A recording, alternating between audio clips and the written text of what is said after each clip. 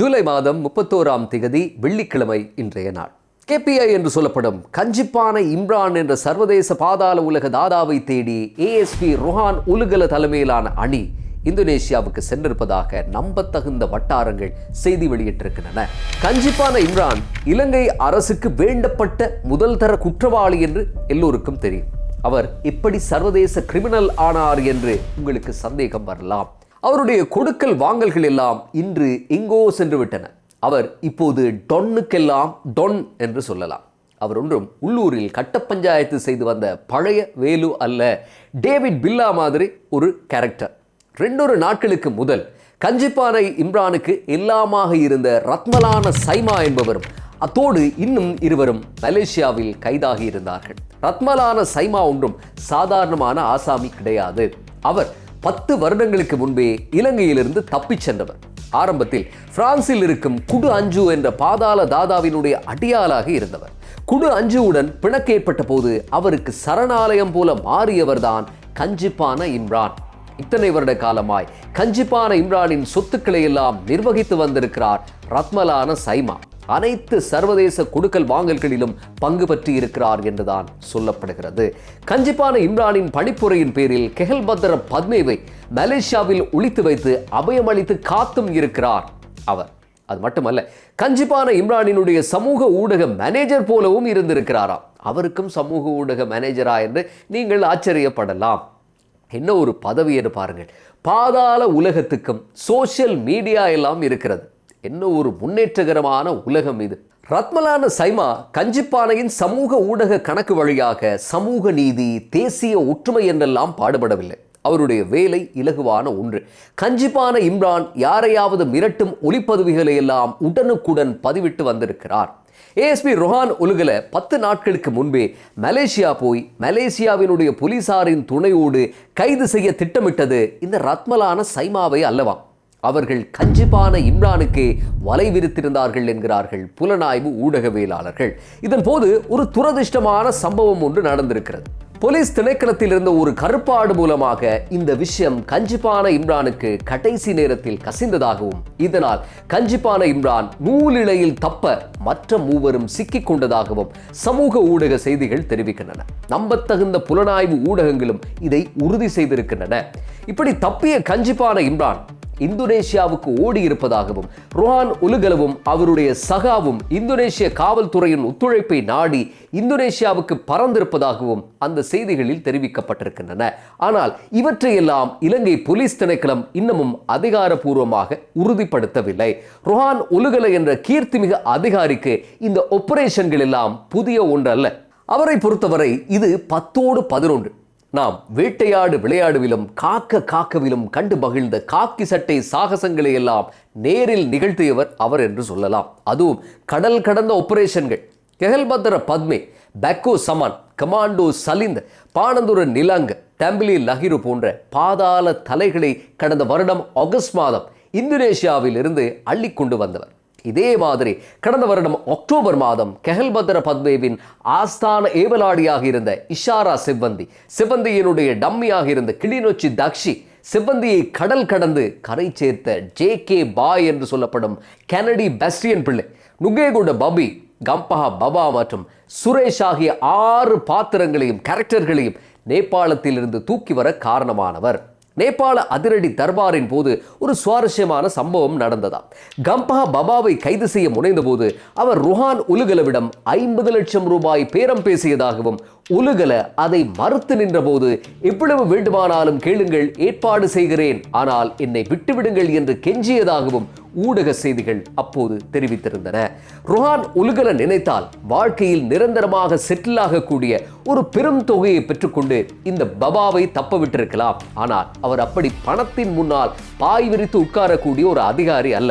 எல்லாவற்றுக்கும் ஒரு விலை இருக்கிறது என்றும், பணத்தை கொண்டு இதையும் வாங்கலாம் என்றும் ஒரு பிரபல கருத்துருவாக்கம் சமூகத்திலே இருக்கிறது. ஆனால் உலுகல போன்ற ஒரு நேர்மையான அதிகாரியை குற்ற நிழல் படிந்த கத்தையான கருப்பு பணத்தால் இன்றைக்கும் வாங்க முடியாது என்று இந்த சம்பவம் கோடிட்டு காட்டியிருக்கிறது. ஆனாலும் எல்லா விரல்களும் ஒரே மாதிரியாக இருப்பதில்லை என்பது போல எல்லா போலீஸ்காரர்களும் ரொஹான் உலுகல போல இருப்பதில்லை. நேபாளத்தில் நடந்த செவ்வந்தி ஆபரேஷன் பற்றிய விவரங்கள் யாருக்கும் கசியவில்லை. காதும் வைத்தது போல நடந்து முடிந்தது. ஆனால் கெஹல்பத்ர பத்மே குழுவை தேடி நடந்த வேட்டை கொஞ்சம் பிசகி இருந்தாலும் சொதப்பலில் முடிந்திருக்கும். கொஞ்சம் சறுக்கி இருந்தால் இன்று கஞ்சிப்பான இம்ரான் மலேசியாவில் தப்பியதாக சொல்லப்படுவது போல அன்று கெஹல்பத்ர பத்மே இந்தோனேஷியாவில் தப்பியிருப்பார். கெஹல்பத்ர பத்மே குழுவை இந்தோனேஷியாவில் கைது செய்த போது ஊருக்கும் உலகத்துக்கும் தான் ஜப்பானுக்கு ஒரு பாடநெறிக்கு செல்வதாக சொல்லிவிட்டு சென்றிருந்தார் ஒலுகல. தன்னுடைய குடும்பத்தினரிடமும் கூட சொல்லாமல் மிக ரகசியமாக ஒலுகல குழு அன்று நடத்திய அந்த ஆபரேஷன் பற்றிய விவரம் கடைசி நிமிஷத்தில் போலீஸ் திணைக்களத்தில் இருந்து ஒரு கருப்பு ஆடு மூலம் கெஹல்பத்ர பத்மே குழுவுக்கு கசிந்தது. இந்தோனேஷியாவில் ஒரு ஹோட்டலில் தங்கியிருந்த கெஹல்பத்ர பத்மே தலைமையிலான குழு ஹோட்டலை காலி செய்துவிட்டு அவசரமாக வெளியேறும் ஒரு வீடியோவை நீங்கள் நிச்சயமாக பார்த்திருப்பீர்கள்.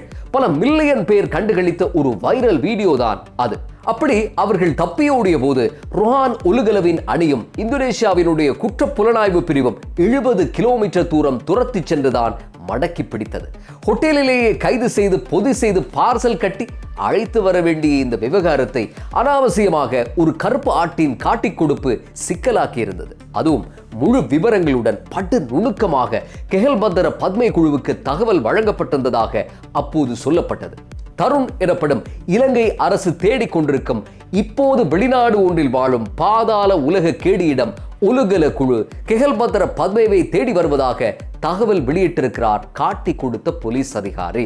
அத்தோடு நின்றால் பரவாயில்லை, இன்டர்போல் எனப்படும் சர்வதேச போலீஸ் வழியாக இவர்கள் எந்த நாட்டில் இருந்தாலும் கைது செய்ய பிறப்பிக்கப்பட்ட அந்த சிவப்பு ஆணை தொடர்பான டாக்குமெண்ட்களையும் போட்டோக்களையும் அனுப்பியிருக்கிறார். இவை அனைத்தும் கெஹல்பத்ர பத்மேவின் தொலைபேசியில் கண்டுபிடிக்கப்பட்டிருந்ததாக அப்போது நெட் எஃப்எம் போன்ற ஊடகங்கள் பெரும் துயரத்துடன் இந்த செய்தியை பகிர்ந்திருந்தன. ஆனால் சம்பந்தப்பட்ட அதிகாரிக்கும் சரி அல்லது இந்த காட்டிக் கொடுப்பின் மகா மூளைகளுக்கும் சரி என்ன தண்டனை வழங்கப்பட்டது என்று இந்த விவரமும் இதுவரை வெளிவரவே இல்லை. இந்தோனேஷியா ஆபரேஷனை திட்டமிட்ட போது ஜப்பானில் ஒரு பாடநெறி இருப்பதாக கூறி சுற்றி வர இருப்பவர்களை நம்ப செய்தது போல நேபாள ஆபரேஷனின் போது தனக்கு வைரஸ் காய்ச்சல் ஏற்பட்டுள்ளதாகவும் சில நாட்களுக்கு ஓய்வாக இருக்க விரும்புவதாகவும் லீவ் லெட்டர் ஒன்றை எழுதி கொடுத்திருந்தாராம் ஒலுகல. பாருங்கள், ஒரு நேர்மையான போலீஸ் அதிகாரியாக வாழ்வது என்பது அத்தனை சுலபமில்லை. மலேசியாவில் கஞ்சிப்பான இம்ரான் தப்பியது பற்றி குறிப்பிடும் புலனாய்வு ஊடகவியலாளர்கள் கஞ்சிப்பானையை எப்போதும் பிடிக்கலாம், அதுக்கு முதல் போலீஸ் திணைக்களத்தை சுத்தம் செய்வது அத்தியாவசியம் என்று சொல்லுகிறார்கள். இப்படி காட்டி கொடுப்பவர்களை, தகவல்களை விற்கும் இட்டப்பர்களை வைத்துக் கொண்டு போதை மாஃபியாவை மொத்தமாக வேறறுப்பது, பாதாள உலகத்தை முடக்குவது எல்லாம் ஓட்டை குடத்தில் ஊற்றும் தண்ணீரை போன்ற ஒன்று என்கிறார்கள் அவர்கள்.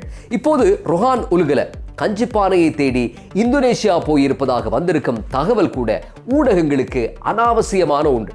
இந்த விவரம் சமூக ஊடகங்களில் தொடர்ச்சியாக சொல்லப்பட்டு கொண்டிருப்பதால் தான் இன்றைய தினம் இதை பற்றி நாங்களும் பேச வேண்டியிருக்கிறது. ஆனால் ஒரு பொறுப்புமிகு ஊடகமோ அல்லது நபர்களோ இப்படியான செய்திகளை வெளியிட்டிருக்க கூடாது.